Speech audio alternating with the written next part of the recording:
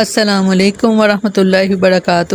آئے سنت کو اپنائیں۔ حضرت ابو ہریرہ رضی اللہ عنہ سے روایت ہے کہ آپ صلی اللہ علیہ وسلم کا معمول تھا کہ تکبیر تحریمہ کے بعد تھوڑی دیر خاموش رہتے پھر قرات شروع کرتے۔ ایک روز میں نے اس کے متعلق آپ صلی اللہ علیہ وسلم سے پوچھ ہی لیا کہ اللہ کے رسول صلی اللہ علیہ وسلم وقفے کے دوران آپ کیا پڑھتے ہیں؟ آپ صلی اللہ علیہ وسلم فرمایا اللہم باعد بینی و بین خطایا۔ دعا آپ کو نماز نبوی میں مل جائے گی اور آپ صلی اللہ علیہ وسلم کی خوبصورت دعاؤں میں بھی مل جائے گی۔ ترجمہ اس کا کچھ اس طرح سے ہے کہ اے اللہ میرے اور میرے گناہوں کے درمیان اتنا فاصلہ اور دوری کر دے، فرما دے جتنا مشرق اور مغرب کے درمیان فاصلہ ہے۔ اے اللہ مجھے گناہوں اور خطاؤں سے اس طرح صاف کر دے جس طرح سفید کپڑا میل کچیل سے صاف کیا جاتا ہے۔ اے اللہ مجھے میرے گناہوں سے پانی اور برف کے اولوں کے ساتھ دھو ڈال۔ سبحان اللہ۔ بخاری کی 744، مسلم کی 598۔ خوبصورت حدیث عمل کے لیے۔ السلام علیکم۔